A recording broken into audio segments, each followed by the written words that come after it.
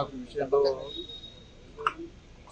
గతంలో BRS party ఏ విధంగా మోసం చేసిందో కాంగ్రెస్ పార్టీ కూడా అక్కడ ఎక్కువ మోసం చేస్తుంది.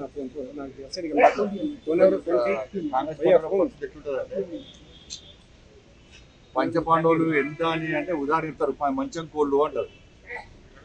నోరుతో చెప్పేది ముగ్గురు అని చెప్తారు, చేతితో చూపెట్టేది రెండో చూపెడతారు.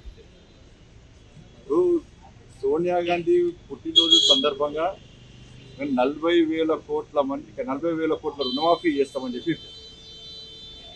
కాంగ్రెస్ పార్టీ చెప్పింది సోనియా గాంధీ బర్త్డే వరకు.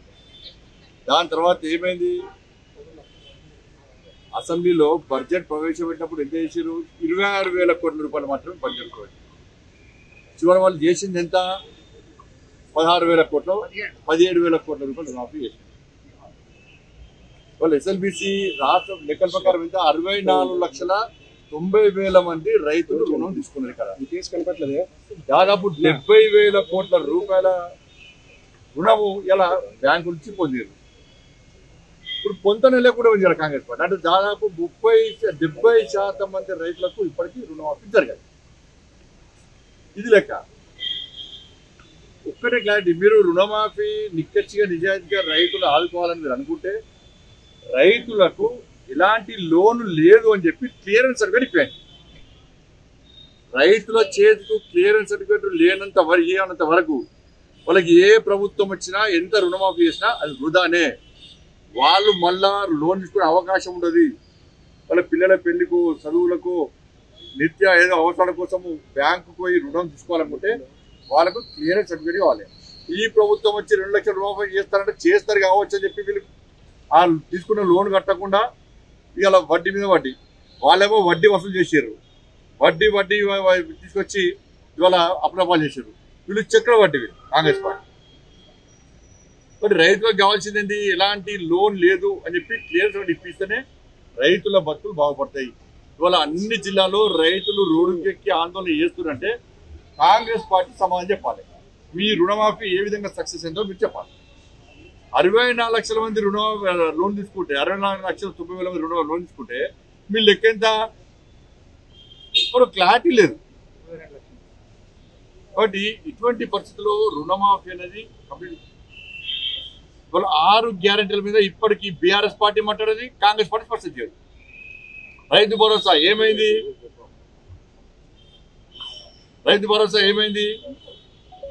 ఇవాళ బోనస్ ఏమైంది, 2,500 రూపాయలు మహిళలకు ఇస్తున్నారు ఏమైంది, 4,000 రూపాయలు ఆసరా పెన్షన్ ఇస్తున్నారు ఏమైంది, నోటిఫికేషన్ ఇస్తున్నారు. వీళ్ళు 30,000 మందిగా జాబ్ ఇస్తాను, ఎంతమందికి ఇస్తున్నాడు, 30,000 మందికి ఇచ్చేస్తాడు. నోటిఫికేషన్ అయింది ఎంతమంది, 12,000 మందికి 12,000 ఉద్యోగుల మంది నోటిఫికేషన్ ఇంకా కాలేదు.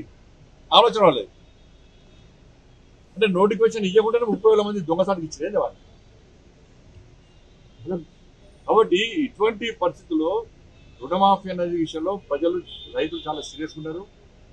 వాళ్ళ కాంగ్రెస్ పార్టీకి రైతుల మీద చిత్తశుద్ధి లేదు. కేవలము దాట వేసే ధోరణితో మాత్రమే ఇవాళ వాళ్ళు వివరిస్తుంది తప్ప వేరే కాదు. బీఆర్ఎస్ ను బీజేపీలో విలీనం కాబోతున్నట్టు రేవంత్ రెడ్డి, అటు రేవంత్ రెడ్డి బీజేపీలో జరగబోతున్న కేటీఆర్, మీరేం చెప్తారు? ఇప్పుడు నేను ఇంత విపరంగా చెప్పినాను, వీళ్ళు ఈ పార్టీ ఆ పార్టీ ఎడుతుంది, ఆ పార్టీ ఈ పార్టీ గంగలో అని గోదాట్లో అని అనుకుంటారు ప్రజలు. మాకెందుకు, మాకు కావాల్సిన రుణమాఫీ కావాలి. యువత ఏమనుకుంటారు, మాకు కావాల్సిన ఉద్యోగాలు కావాలి. మహిళలు ఏమంటున్నారు, ఒక్క ఉచిత బస్సే కాదు, మాకు ఇస్తున్న 2,500 రూపాయలు ఇవ్వాలి, మాకు తులం బంగారం ఇవ్వాలి, మాకు స్కూటీలు ఇవ్వాలి అని వాళ్ళు అంటున్నారు. యువత ఏమంటున్నారు, మాకు ఉద్యోగాలు కావాలని యువత అంటున్నారు. ఉద్యోగస్తులు ఏమంటున్నారు, మాకు టీఏలు డిఏలు మాకు ప్రమోషన్లు ఏం లేవని వాళ్ళు అంటున్నారు. కానీ ఆ విషయంలో చర్చ జరగాలి. వీరు దానిలో కొట్టింది వాళ్ళు అసలు దాని గురించి ప్రజలు కూడా అనుకుంటారు. వీళ్ళు టైంపాస్ 6 గంటల మీద ప్రజల దృష్టి మళ్లించడానికి వాళ్ళు కుమ్మకారు. వాళ్ళ బీఆర్ఎస్ పార్టీ ఏం లేని పార్టీ అది. నాకు ఘట్కా పరిస్థితి. ఇవాళ 8 మంది మాకేం అవసరం చెప్పు, బీఆర్ఎస్ పార్టీని చేసుకుంటాం, మాకేమవుతుంది, కాంగ్రెస్లకు అవసరం. వాళ్ళు ఎమ్మెల్యేల సంఖ్య పెంచుకోవాలి, ముఖ్యమంత్రులు కావడానికి, ముఖ్యమంత్రి పదవులు కాపాడుకోవడం కోసం, నెక్స్ట్ కొంతమంది ముఖ్యమంత్రి కావడానికి ఈ బీఆర్ఎస్ పార్టీ ఉన్న ఎమ్మెల్యేలు వాళ్ళను జత చేసుకుంటే వాళ్ళకు మెజార్టీ పెడుతుంది. ఎమ్మెల్యేగా ముఖ్యమంత్రిగా దించవచ్చు, ముఖ్యమంత్రిగా ఉండొచ్చు. మాకేం వస్తుంది? మేము బీఆర్ఎస్ పార్టీ మమ్మల్ని ఏదైతే మాకు ప్రభుత్వం వస్తుందా? ముఖ్యమంత్రి మాకు అవసరం అది మాకు అవసరం చెప్పు. వాళ్ళు కలిసి అధికారాన్ని పంచుకున్నారు, ఇంతకుముందు కలిసి పోటీ చేసిర్రు. వాళ్ళు కేసీఆర్ ఏ పార్టీ నుంచి వచ్చింది చెప్పండి? కాంగ్రెస్ పార్టీ వచ్చింది. మళ్ళీ గాడికే పోతాడు, తిరిగి గుడి పోతాడు. యువత ఏమనుకుంటారు? మాకు కావాల్సి ఉద్యోగాలు కావాలి. మహిళలు ఏమంటున్నారు? ఒక్క ఉచిత బస్సే కాదు, మాకు ఇస్తున్న 2,500 రూపాయలు ఇవ్వాలి, మాకు తులం బంగారం ఇవ్వాలి, మాకు స్కూటీలు ఇవ్వాలి అని వాళ్ళు అంటున్నారు. యువత ఏమంటున్నారు? మాకు ఉద్యోగాలు కావాలని యువత అంటున్నారు. ఉద్యోగస్తులు ఏమంటున్నారు? మాకు టీఏలు డిఏలు మాకు ప్రమోషన్లు ఏం లేవని వాళ్ళు అంటున్నారు. కానీ ఆ విషయంలో చర్చ జరగాలి. వీళ్ళు దానిలో కొట్టింది వాళ్ళు అసలు దాని గురించి ప్రజలు కూడా అనుకుంటారన్న. వీళ్ళు టైం పాస్ 6 గంటల మీద ప్రజల దృష్టి మళ్ళించడానికి వాళ్ళు కుమ్మకారు. వాళ్ళ బీఆర్ఎస్ పార్టీ ఏం లేని పార్టీ అది. నాకు ఘట్కా పరిస్థితి. ఇవాళ 8 మంది మాకేమవసరం చెప్పు? బీఆర్ఎస్ పార్టీని చేసుకుంటాం, మాకేమవుతుంది? కాంగ్రెస్ వాళ్ళకి అవసరం. వాళ్ళు ఎమ్మెల్యేల సంఖ్య పెంచుకోవాలి, ముఖ్యమంత్రులు కావడానికి, ముఖ్యమంత్రి పదవులు కాపాడుకోవడం కోసం, నెక్స్ట్ కొంతమంది ముఖ్యమంత్రులు కావడానికి ఈ బీఆర్ఎస్ పార్టీ ఉన్న ఎమ్మెల్యేలు వాళ్ళను జత చేసుకుంటే వాళ్ళకు మెజార్టీ పెడుతుంది. ఎమ్మెల్యేగా ముఖ్యమంత్రిగా దించవచ్చు, ముఖ్యమంత్రిగా ఉండొచ్చు.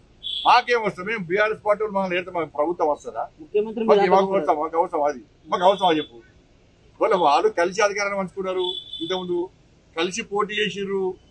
వాళ్ళు కేసీఆర్ ఏ పార్టీ నుంచి వచ్చింది చెప్పండి? కాంగ్రెస్ పార్టీ వచ్చింది. మళ్ళీ గాడికే పోతాడు, తిరిగి గుడి పోతాడు.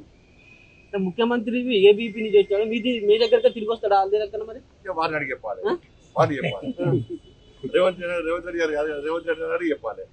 అంటే మరి బీఆర్ఎస్ పార్టీ కాంగ్రెస్ పార్టీ పోతుందంటే కదా. రేవంత్ రెడ్డి గారి విషయం పక్కన పెట్టండి. అంటే బీఆర్ఎస్ పార్టీ కాంగ్రెస్ పార్టీ పోతుంది వాళ్ళే స్పష్టత ఇచ్చింది కదా. మరి బీఆర్ఎస్ పార్టీని చేసుకోవాల్సిన అవసరం. అది అవినీతి పార్టీ. వాళ్ళ కేసీఆర్ కేటీఆర్ విషయంలో మీరు ప్రజల దగ్గర పోతే చీతు అంటారు, రాళ్లతో కొడతారు. మరి ఆ పార్టీని మేమెందుకు చేసుకుంటామన్న? వాళ్ళకి పోయేటోళ్ళని తెల్లబోతున్నారు. ప్లాన్ ప్రకారం కాంగ్రెస్ పార్టీ కొంతమంది ఎమ్మెల్యేలు మెల్లమెల్లంగా చేసుకొని గంపగుత్తగా హోల్సేల్గా లాస్ట్కి ఒకటిసారి చేసుకుంటారు. ఎందుకంటే ఆ కోపం ఉంది కాంగ్రెస్ పార్టీ. ఎందుకంటే ఈయన సిఎల్పీని హోల్సేల్గా చేసుకుంటారు కదా. అందుకే బీఆర్ఎస్ పార్టీని కాంగ్రెస్ పార్టీలో విలీనం చేయడానికి మొత్తం ప్లాన్ రెడీ అయింది. ప్రజల లోపల ఏం చర్చ జరుగుతుంది, ప్రజల ఒపీనియన్ తెలుసుకోవడానికి మమ్మల్ని పావుగా వాడుకుంటారు. కాబట్టి బీఆర్ఎస్ పార్టీని, అవినీతి పార్టీని, ఆ కుటుంబ పార్టీకి వ్యతిరేకం, కుటుంబ పాలనకు వ్యతిరేకం, అవినీతికి వ్యతిరేకం. ఈ కుటుంబ పార్టీ గురించి మేము సంకల్పం తీసుకుంటాం. కాంగ్రెస్ పార్టీ కుటుంబ పార్టీ, కాంగ్రెస్ పార్టీ అవినీతి పార్టీ. మా షర్ట్ మీద చిన్న మరక పడితే అన్న షర్ట్ మీద మరక పడ్డది అని బీజేపీ కార్యకర్తలు అడుగుతారు.